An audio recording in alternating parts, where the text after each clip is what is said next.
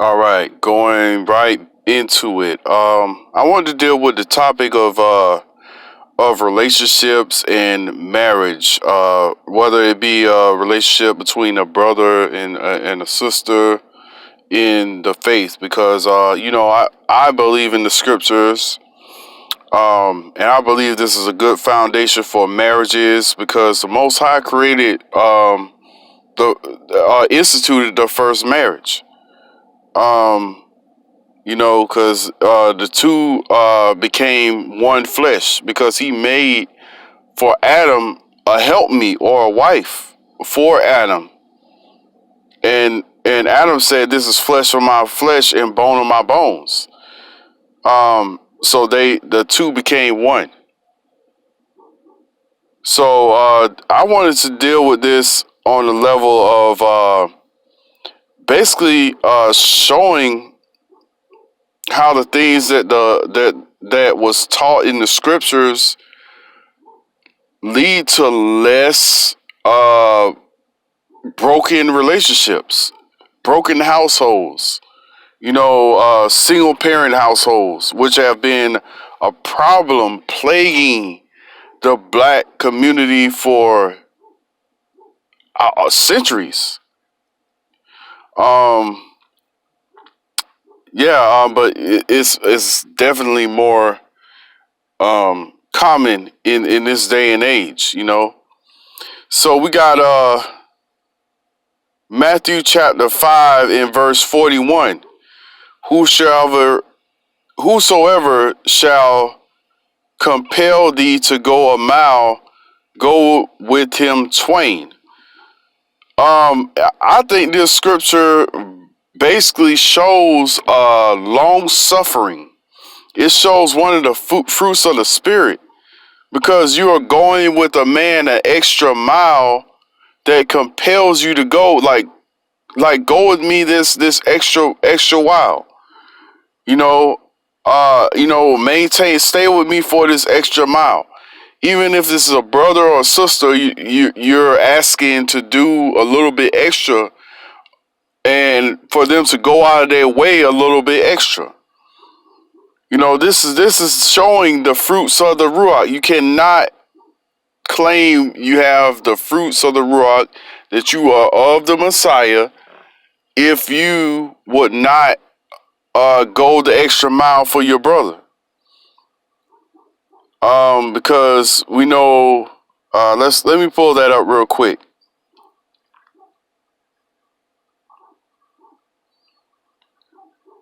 It ties right in with long suffering.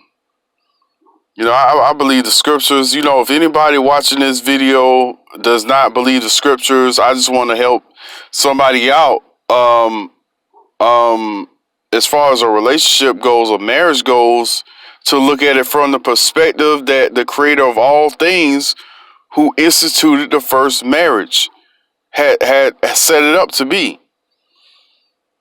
Now look at this. It says Galatians 5 and 22 said, "But the fruit of the Spirit is joy, peace, long suffering, gentleness, goodness, faith, meekness, temperance. Against such is there is no law."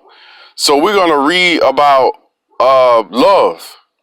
You need this in a marriage because if you say you love this person, if this person compels you to go with them, you're going to go with them an extra mile, and that ties in with what Paul said. If the unbelieving is married, don't depart. But if the unbelieving person depart, then you call the peace. So it's saying, like, if they are compelling you to go with them the extra mile, do not depart from them. All right. Let me pull this up.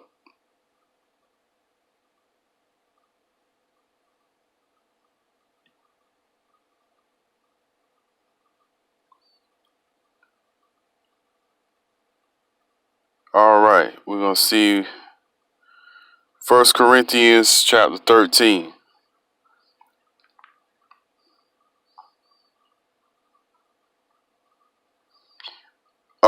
We're gonna start this at verse 1. Though I speak with the tongues of men and angels, and this is a verse that Lauryn Hill did in a song called "Tell Him." Yeah, I think that was very dope right there. Though I speak with the tongues of men and of angels, and have not charity, I am become as a brass or a tinkling cymbal. And though I have the gift of prophecy and understand all mysteries and all knowledge, and though I have all faith so that I can remove mountains, and have not love, I am nothing. And though I bestow all my goods to feed the poor, and though I give my body to be burned and have not love, it profits me nothing.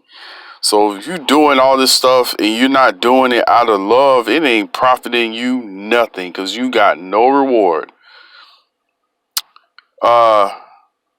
It says, love suffers long and is kind.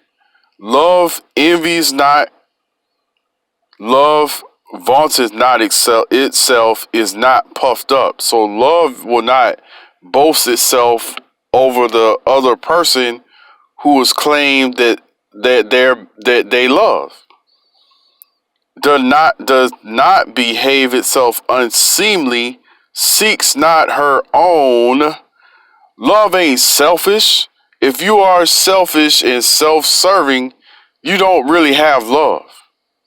There ain't no way in the world that you can serve yourself and say you love somebody, because love requires a sacrifice. Marriage requires a sacrifice. This is what people don't understand. And love requires you in this marriage to suffer something. A marriage, a union between two people from two different perspectives of life, walks of life. They had different traumas, different things that happened to them. So there's going to be a little bit of a difference, but the marriage is to work out the difference and to compromise with each other and meet that middle ground. Somebody has to sacrifice something, because love is all about sacrifice. This is what people don't really understand, and they going out here getting married for the look of it or the feel of it. Oh, I'm married, showing off your ring and all this stuff, which means nothing. The ring nor the piece of paper. It's your vows to each other. It's your word that endures everything that's supposed to endure, especially if you're dealing with this word. If you ain't dealing with this word, then you subject to any and everything anyway. So, I just will hope that this video will help somebody to come to this realization that the word creates a foundation for everything in life. Because marriage was instituted by the Creator. It was set apart by the Creator of all things. So it is not easily provoked. So if you always easily provoked, you always got something going on. You always got you can't deal with nothing that person where the flaws or whatever, if they say or do something, and you just so easily provoked off of nothing, basically, then you don't love nobody. No, you don't love that person. It thinks no evil. Rejoice not in iniquity, but rejoice in truth. Bears all things, believes all things, hopes all things, and endures all things. Charity or love does not fail, but where there be prophecies, they shall fail. It says love, real love, does not fail. Like if your love failed, it wasn't real love. Ain't no way in the world. Because it'll be continual. It will always be consistent. This is what I want people to realize, that in a marriage, if one person is doing either of these things, which is say love does not do, then you need to check yourself.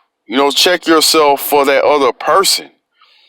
If you're claiming to love this person, if you don't have knowledge of this, do not get married, because you don't understand or know what the marriage requires to last. Because you getting married, and that's life, is supposed to be for life. You get together with this person, you're making vows with this person, and if you are a person who, if you got the legal documents, to prove and show your marriage, then, because this society operates like that. We are people who are supposed to keep our vows. That's what the Most High looks at. He ain't looking at that piece of paper. He's looking at what came out of your mouth in His name, and how you sanctified your union through His name, and the Son's name. All right. But it is definitely advised to go ahead and get that document when you're living in these states. Definitely advised to get that document. Go ahead and just wrap up all the loose ends. So it says love doesn't do these things. So if you got a person who's not dealing with you, won't go an extra mile, won't do nothing for you, is jealous of you, envying you, for whatever reason. If you more advanced knowledge than them, or if you got more money than them, or you got potential. Some people are jealous of potential, something that don't even exist, because they see how you move, they see your determination, and they jealous of it. That ain't love, man. You can't have a relationship like that. It says, can two walk together except they be agreed? But even then, man, it says love suffers long. Who knows? Who knows if that would save your relationship by you suffering through, and somebody might see your sacrifice. If they take it for granted, man, it's all according to discretion, man. Because sometimes you gotta separate, because some people are unchangeable. They won't change, for nothing in the world. So we look at this. It says if somebody behaves unseemly and they being selfish or seeking their own, easily provoked. What is that, man? That you hate that person, because in the scriptures there's no in between love and hate. There's no gray area, or I like you. There's no like. It doesn't exist in the concept of this word. You know what I'm saying? Ain't no like. It's either you love or you hate something. And it's all about action. Love and hate is all about action. It's all about what you're doing, not what you're saying out of your mouth. That's what I can't stand, when people just throw that word around. I love you. If you love that person, the actions are going to show. It's going to be a little bit of long suffering. You're going to be continuing with that person. Like the Messiah's disciples, it says, you are those that continue with me in my temptations. They went through something with the Messiah in order to obtain what they had to obtain. See, marriage, like you got these entitled women and these entitled men that think they God's gift to the earth instead of being humble. That person that person is going through whatever they have to go through with you, and suffering whatever they have to suffer. If it ain't nothing but a mild attitude or whatever, or a character flaw, whatever. They're choosing to be with you through any. That's why it says. That's why these people's vows, they say in sickness and health, for better or for worse, for richer or poor, and sickness and you gotta, like, whether you are going through this thing, this union transcends all this, because it said, it love don't fail, and love endures all things. It's endurance. That's how people stay married for 20 years. They had to endure something within that 20 years. It might be like little stuff here and there, like the less the better, I guess, but how do you know that you love somebody if your love has never been tested? How do you know that you love that person? When love is tested, it's proven. That's why the Most High tests and proves his people. Because you don't know that that's love until it's been tested. He knows, but you don't know whether you love him or not. He gonna show it to you throughout how you go through your tests and how you perform. He'll show it to you, through how you're reacting, how your actions are going. So I just want to do this real quick video and talk about that, man, because I am sick and tired of the things that plague us as a people. Single parent households, jumping from one man to the next, jumping from one woman to the next. It's not ordained to be that way. Sometimes you have situations that are that you can't repair, and then but then in that case you have to do what you got to do. You gotta look out for your safety and your well-being. Without it being selfish, because that's not selfish. That's just self-preservation. Sometimes you gotta preserve your own life and your own mental and physical health, because all those things are at stake when you deal with loads and loads and loads of things. Because like, people who love people, they're not going to be just giving purposely and intentionally, giving the person that they say they love problems every day, cycling continually. They're not going to do that. They're going to be a little bit more careful and cautious, because that person is valuable and they see that person is valuable. If you don't regard a person, you ain't gonna deal with nothing. If you don't value that person, you ain't gonna deal with nothing. You ain't gonna suffer long, and don't think you is of this word. Don't even think for a minute that you are of this word when this word is telling you what the fruits of his spirit is and what love is.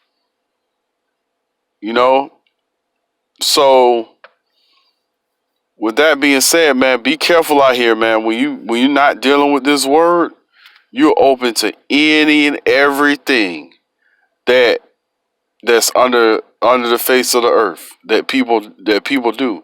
Some people do it in the word, but you are open. You're more susceptible, because at least in this word, you're gonna have people with a conscience that deals with, that fears the Most High, that really fear the Most High, that's really dealing with this.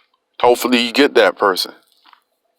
So with that being said, I'm gonna conclude this video. We're going on 19 minutes. I don't want to make this too long. But until next time, peace.